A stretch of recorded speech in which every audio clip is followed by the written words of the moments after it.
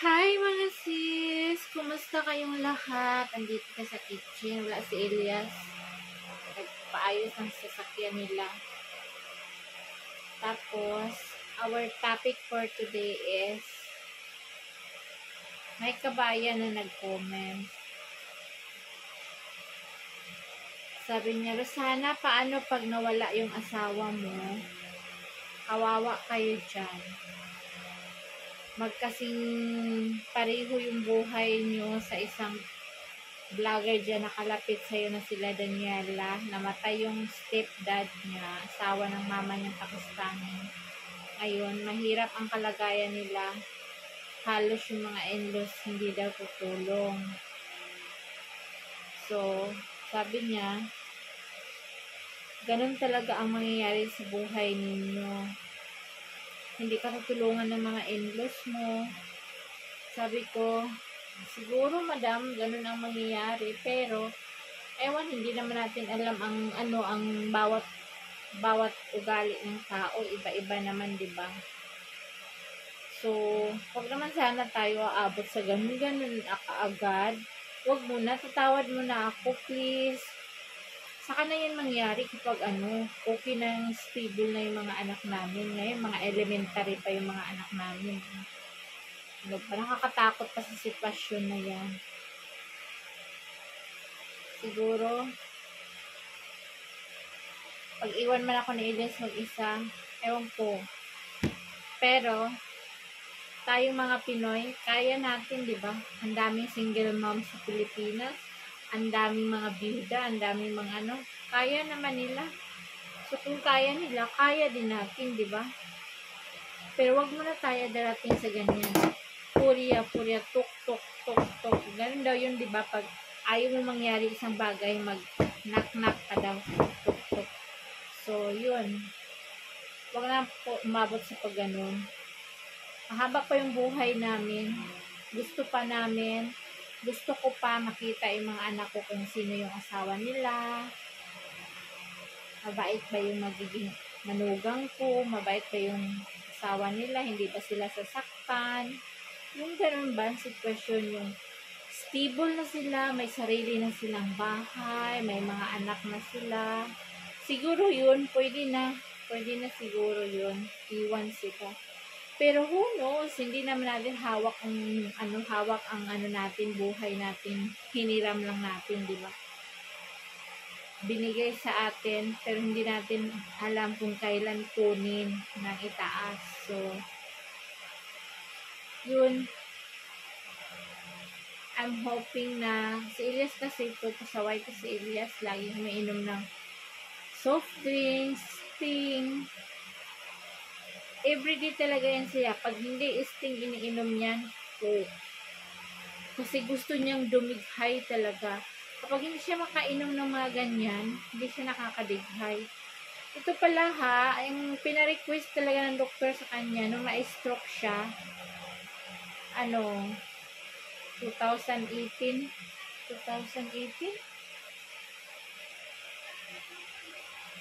Ano ba yung na-stroke siya? Basta medyo matagal na.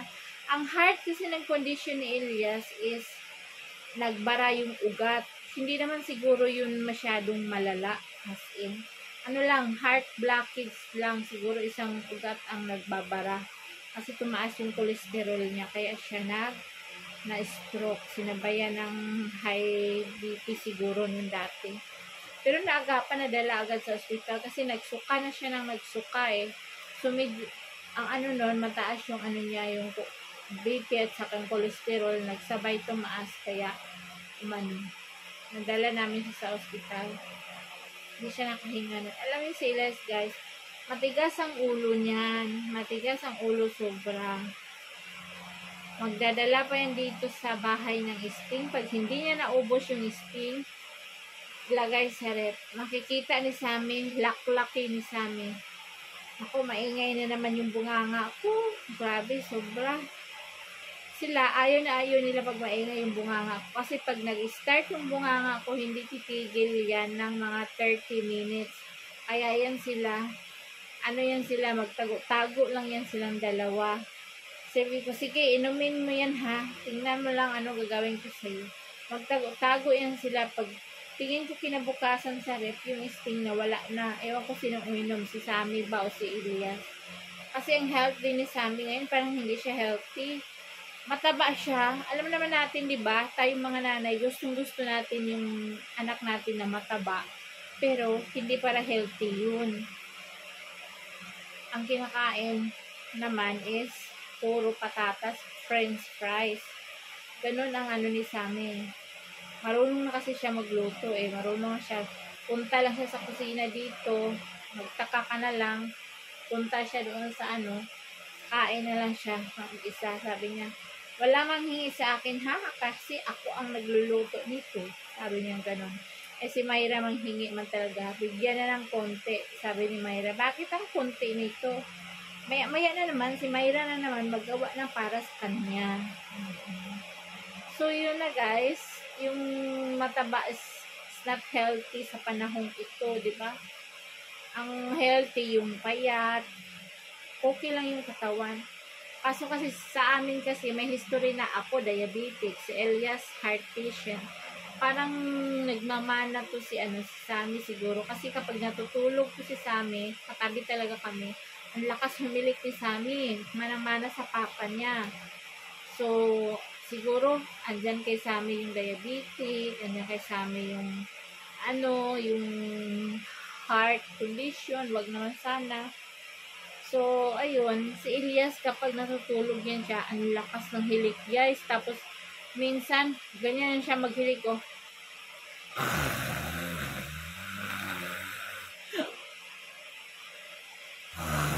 Biglang titigil. Biglang titigil talaga pag siya ang humilik. Ganun yan siya.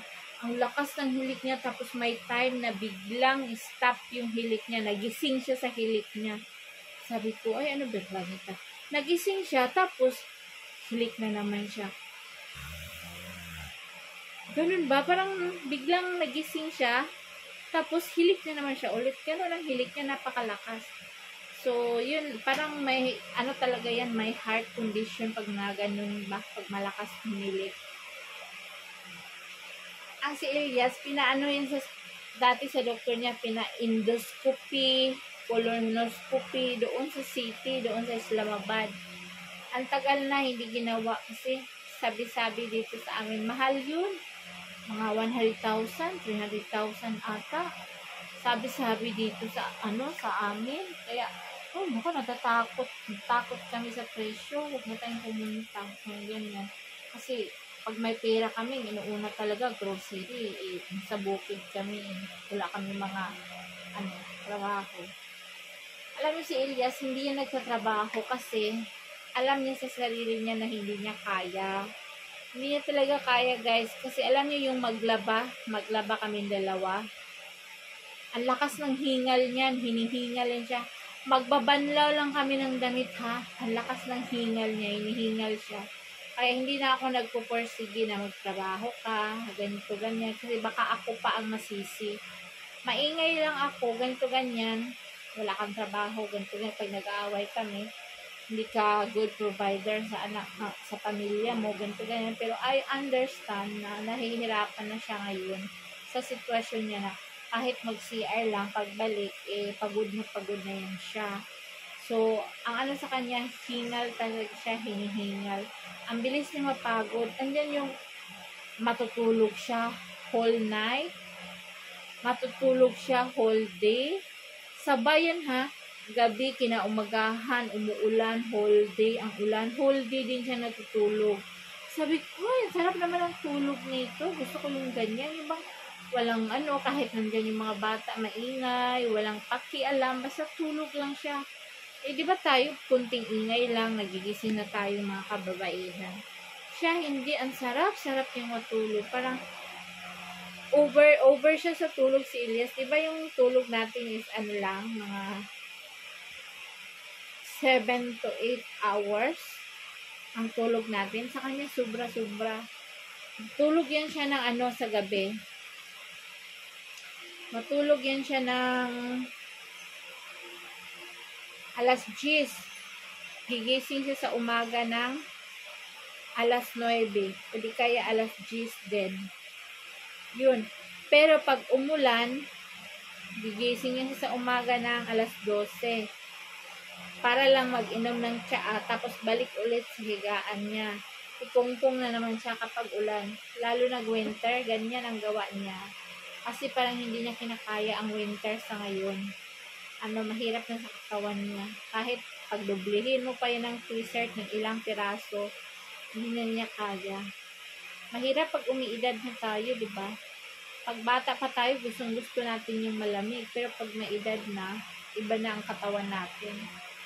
So, yun, ang ang problema talaga niya is yung tiyan niya. Ang dami nag-self-medicated to si Elias. Ewan ko. Ano na naman itong malaking maraming mga dito. Ay, ang daming mga buti-buti, ang daming mga ito. Safo Mogales herbs powder. Ingredients. Saan natin ingredients?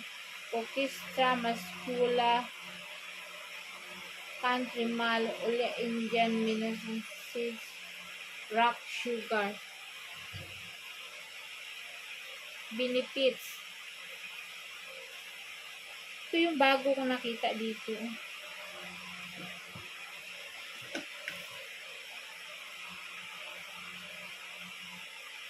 Wala nang laman. Ang daming mga buti-buti. Tingnan niyo yung mga buti-buti. Benefits. Support reproductive wellness. Controls involuntary charges. Minimizes nighttime concerns. Manage premature issues. Boost overall well-being. 1 teaspoon an evening for milk or as directed by traditional practitioners. Powder to siya. Maraming mga maraming acanthus seeds, puro mga seeds siya. Musli Indian, mastic gum, mascula, ambot lang. Yan siya.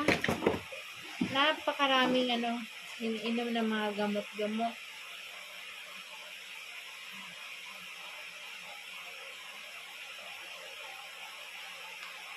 Ano ito?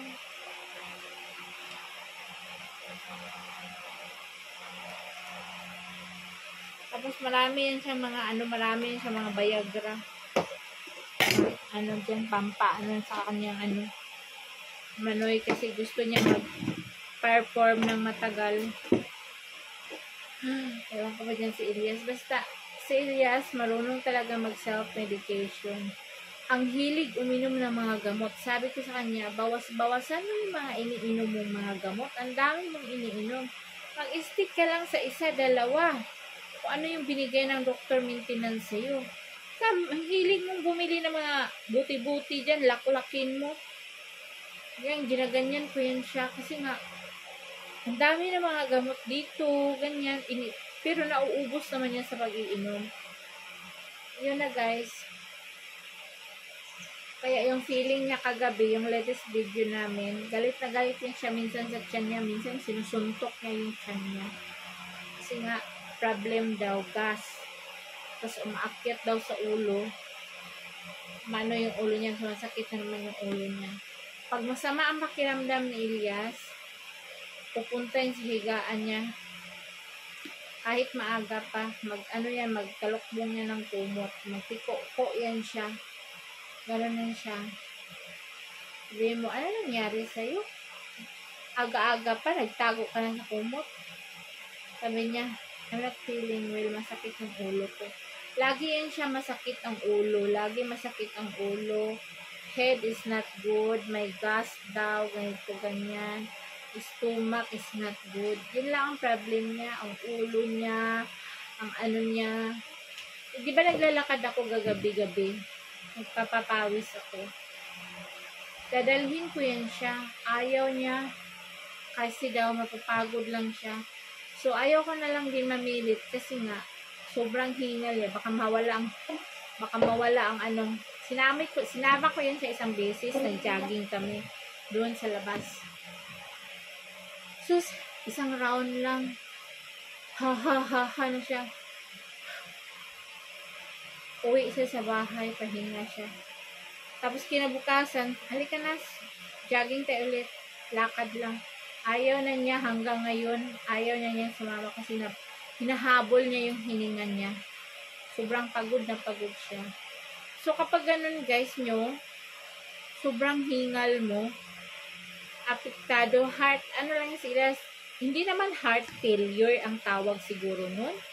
Heart blockage, yung isang ugat na barahan.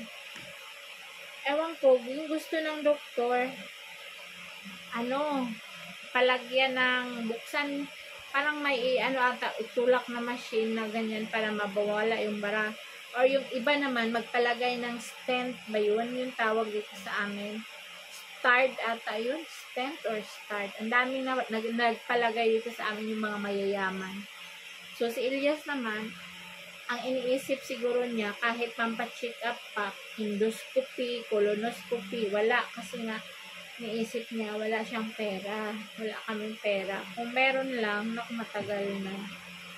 Matagal na check upin sa city. Yung bang ultrasound or yung bang may camera na ipapasok dito sa kung malalaman talaga. Kasi ang tagal na talaga ng ni Elias, yung dinadala niya na yung tiyan niya, may gas, born daw, para daw nasusunog, parang until now, ganun ang problema niya.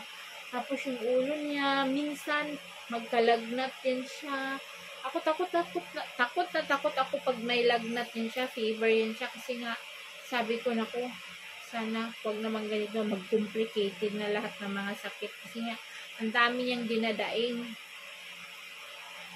So, ayun na mga sis, sa comment ni Madam na kapag mawala daw yung asawa ko, kawawa daw kami dito. Alam niyo, nag-invest ako ng bahay sa Pilipinas kasi pagdating ng panahon na ganyan ang mangyayari or pagdating ng panahon na mag-asawa na lahat yung mga anak ko, kung saan-saan sila dadalhin ng kanilang mga asawa, ng kanilang mga pinakasalan sa buhay, yung may uuwian ako sa Pilipinas ng sarili kong bahay. Kaya doon ako nag-invest. May invest ako doon. Pinahayan ko yung nanay ko at saka yung sarili ko. So yun, ang tanong is, hindi po ako mag-stay dito kapag masungit. Kapag ganun na, nararamdaman ko na kakaiba na. Iba na ang turing sa'yo kasi wala na yung asawa mo. Why pa mag-stay ka dito, diba? Go to your own country. Go back to your own country. So, hindi naman mahirap kasi may uuwian na naman akong sarili ko. So, yun ang mga sis. Sana nasagot kita, Madam, ang nag-comment nito. So, na-screenshot ko lang. So, if you have more other questions, just comment down and then sagutin natin. So, thank you for watching. God bless and bye!